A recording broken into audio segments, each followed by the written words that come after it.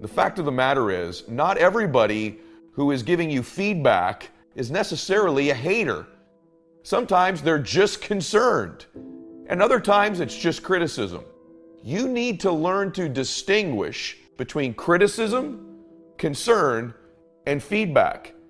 It's very easy, isn't it, to just slough off when someone's giving us feedback or are concerned about us. They're a hater. How do we ever get better if we don't listen to feedback from people? How do we get better if we don't listen to criticism? So I'll be the first person to tell you there are haters out there. But I'm also going to really be the first person to tell you that not everybody who's giving you correction is a hater. We've built into this culture today that anyone who tells us something we don't feel good about hearing, they're a hater. Don't listen to them. And that may be the number one impediment to you growing. Nobody wants to hear things that are uncomfortable about themselves, about their behavior, about their business. There are many people in your life who are not antagonistic. In fact, they'd love to see you succeed, but they're observing things that they're concerned about. I remember my parents being very concerned for me, that I was making a bad choice. I wasn't using my college degree that I'd worked so hard to get. My parents weren't haters. They were concerned, but I didn't slough it off. I listened to it, and then I put it in the category it belonged in. And in your life, you have to distinguish between these people. We're just sloughing it all off into the hater category. And then you know what? There are people who are giving me criticism. Hey man, wake up. You keep going down this path. You keep repeating this mistake. And so distinguish between haters. They are antagonistic. Your success and your progress is a threat to them because they're not growing, they're not succeeding, and they're being average. That's a hater. And so you need to be able to make this decision. But there are going to be people, lots of people, that your growth, your change, the transformation you're going through threatens them. They think you're going to outgrow them. You need to understand who they are. You need to react accordingly. You don't listen to them, and in some cases they need to be removed from your life, and you don't listen to anything they have to say. But then there are people who are giving you criticism. The second part is someone's concern for you. Maybe it's just that they love you and they're concerned. Love them back. Continue progress. Continue to go towards your dream, but don't categorize them as haters. Because of this hater culture, we all believe everyone's a hater. We start to have people who love us, who are just concerned for us. We begin to move them out of our life because we can't distinguish between the fact that they love you when they're concerned or they're hating on you. And maybe they're wrong, but treating them as a hater is completely different than loving them back and moving on anyway. Now, sometimes in our lives, we don't know. These haters out there, they exist, believe me. I have them all over the place. I've had them all in my life. I'm so concerned for you as they're really rooting against you. They're pretending to give you criticism as they tear you down. And so, yes, it's a difficult line to toe because haters know how to pose as critics. They know how to pose as concerned. And so it's your ability to distinguish between these two people, keeping the haters in your life around you and letting their feedback and criticism and their fake concern for you could steal your dream, and they are dream stealers. Having said that, what might also kill your dream is you not embracing the people who are concerned that love you and loving them back, and getting the wrong people leaving your life, and not having the people around you who love you still close to you. And if you're not listening to criticism and responding to it, you can never adjust. You can't improve. We know the difference is whether they're intentionally antagonistic to us. Who should I listen to then?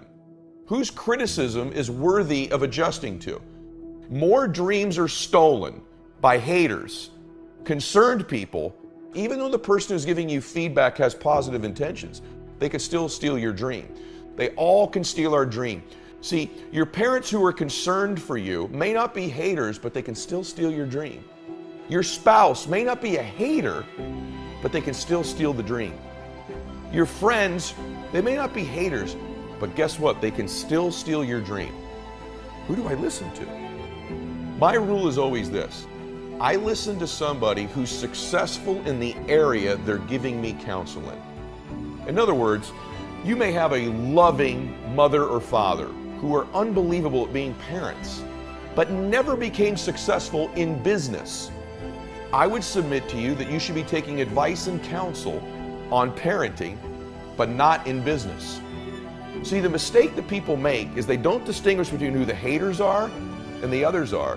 Bigger mistake is I see people every day who have their business dreams stolen because they took the counsel, the feedback, maybe not of a hater, but of someone who's never been successful in business before. This happens every single day. Why in the world would you ever let their criticism, their feedback, or their concern impact you in any way? That doesn't mean they're not a valuable person. Be very careful of taking their advice in an area they're not successful. If you wanted to get in great shape, you start taking advice from somebody who's not even in great shape, who's not even fit, and they steal your fitness dream. Take counsel from people who are successful in the area you're trying to be successful in. Is it not true that you know people that are in incredible shape but are a mess financially? Why would you listen to your trainer about how to get rich financially? Why would you take counsel from fools in areas where they're fools? If you meet a mega successful entrepreneur and you approach them with about a goal and a dream you have, more likely than not, they're going to tell you to go for it. Because they've been successful somewhere, they believe you can be as well. If you ever meet somebody who's really fit and you ask them, can I get strong? Can I get healthy? It's going to be the number one person to say, yes, you can, to encourage you to do it. When I'm getting feedback, criticism, concern, or hate from somebody, how are they doing in that area? If they're not winning in that area, their feedback means nothing, and their criticism is invalid. Don't take counsel from fools. I'm not saying the person is foolish in every area, they're just foolish in that area. And so why this matters so much is because it's where we expense our energy. So many people expend so much energy on the emotion of what other people think about them. In fact, the number one thing probably killing your dream isn't your hater. It's the energy you expense by worrying so much. It's your addiction to other people's approval. You're addicted to what other people think about you. And the issue is this, that's actually the symptom. I'm so addicted to what other people think about me. The disease is lack of self-confidence in ourselves. Build up your self-confidence so this addiction to what other people think about you is eliminated or reduced in your life.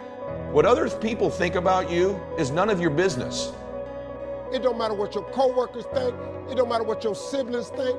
It don't matter what your children think. It don't matter. They have nothing to do with it. They're not thinking about you. They're thinking about what you're thinking about them. What most people do is they project onto other people the things they dislike about themselves the most. We criticize in others what are the things we hate about ourselves the most. Oh, she thinks she's so incredible. She just wants people to like her. He's all about the money. They're projecting onto you the weaknesses and negative things they see in themselves. Either they don't work hard, so they criticize you for working hard. Remember, most of the criticism you receive from people is them projecting onto you that which they don't like about themselves. That most people aren't thinking about you, they're thinking about them. And even when they're talking about you, they're thinking about them. The more you begin to understand this, you really stop spending so much energy on worrying about what other people think about you. The more you believe in yourself, the more you focus on your own intention, the less you have concern with getting that acknowledgement and recognition from other people. Your own belief in yourself supersedes what anyone else could ever say about you. You are not your achievements. You are not what you look like. And you are not what other people say you are. Someone's opinion of you does not have to become your reality. You have to know when someone's hating on you, they're really hating on them. That is a fact, I can promise you. When you're hearing someone gossip about other people, they're typically projecting onto them and talking about things about themselves that they hate, that they wish they could improve. But rather than have the courage to improve their own life, they'd rather just tear down and criticize others. The other thing that keeps most people from realizing their true greatness and their true potential, circumstances. Given my circumstances, ladies and gentlemen, I shouldn't be doing what I'm doing right now. Some of you are going to go back and look at your dreams and brush them off. Whatever goal that you have in mind, I want that to be a goal that will challenge you. It was Osborne who said, unless you attempt to do something beyond that which you've already mastered, you will never grow.